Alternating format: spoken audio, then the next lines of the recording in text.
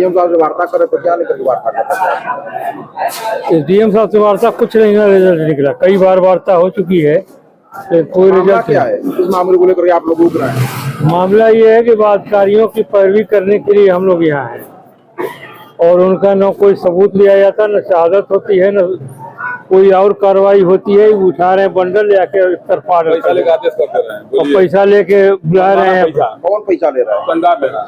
तहसीलदार के पहुंच रहा है, उनके दलाल ले रहे हैं जो उनके कर्मचारी हैं, लेके उनको दे रहे हैं और उसका ऑर्डर हो जा रहा है। जो नहीं दे पा रहा है उसका निरस्त हो जा रहा है। यही तो हो रहा है यहाँ पर। उसी को लेकर के आप लोग उसी को लेके हम लोग धरना प्रदर्शन कर रहे हैं। न्यायिक प्रक्रिया और संवैधानिक नियम का घोर उल्लंघन हो रहा है। लूट मची है, भ्रष्टाचार चरम सीमा पर है। डीएम महोदय से वार्ता हो रही थी, क्या हुआ? किस बात को लेकर वार्ता हो रही है?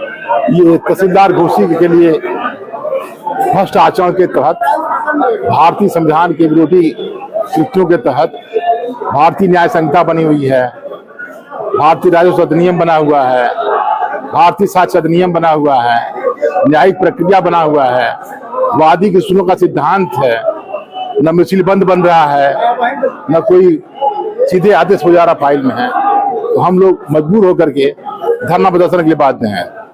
क्या हुआ है? हम लोग लगे हुए हैं कि क्या मिला है? साहब अपने स्तर से कार्रवाई करेंगे। जो वार्ता आप लोग कर रहे थे, क्या मैटर है? एसडीएम साहब से वार्ता नहीं कर रहे थे। एसडीएम साहब से अपनी समस्याओं को अवगत करा रहे थे। वह हमारे तहसील के बास हैं और भ्रष्टाचार के मुद्दे को उनको अवगत करा रहे थे।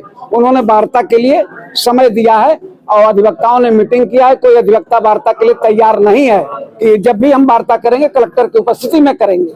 इस बात को लेकर के वार्ता करेंगे। तहसीलदार घोषी भ्रष्ट अधिकारी हैं और वह विधि विरुद्ध कार्रवाइयां कर रहे हैं। संवैधानिक दायित्व उनके पर है और अधिवक्ताओं पर भी है।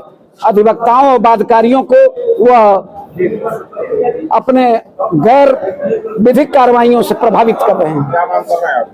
हम लोग मांग कर रहे हैं कि तहसीलदार घोषी भ्रष्ट है, उसको अन्यत्र ट्रांसफर किया जाए और न्याय प्रशासन को स्वच्छ बनाया जाए। नाम बताएं? दिनेश राय मेरा नाम है। जी, इस मैटर को लेकर के धरने पर आप लोग? भ्रष्टाचार और बेईमानी को लेकर के आंदोलन हो रहा है। क्या मैटर है? मैटर यही है, केवल भ्रष्टाचार है और तहसीलदार पूरी तरह से भ्रष्ट आकंठ डूबे हुए हैं भ्रष्टाचार में और पत्रावलियों में बिना तारीख के, बिना सुनवाई के, बिना किसी के सीधे आदेश में ले जा रहे हैं। पत्रावलियों पर वादकारियों का नंबर, मोबाइल नंबर अंकित रहता है। उनको बुलवा रहे हैं, लेखपाल के द्वारा बुलवा रहे हैं, अवैध घूसखोरी कर रहे हैं। उसी के खिलाफ ये पूरा आंदोलन शुरू हो रहा है। राजेंद्र यादव नाम जी। मैटर यह कि न्यायालय है, न्यायालय में न्यायिक तरीके से तहसीलदार साहब कोई काम नहीं कर रहे हैं। हिंदुस्तान में सबसे छोटी अदालत नायब तहसीलदार की है, सबसे बड़ी अदालत सर्वोच्च न्यायालय है। किसी भी पत्रावली में कोई भी पीठासीन अधिकारी बिना वकीलों के बहस को सुने हुए कोई आदेश नहीं पारित करता है। वर्तमान तहसीलदार महोदय यहाँ कोई सुनवाई नहीं है। उनका जब जिस फाइल में मन कर रहा है आदेश पारित कर ले रहे हैं। किसी वकील के बहस और बयान की जरूरत नहीं है, न गुण दोष की जरूरत है।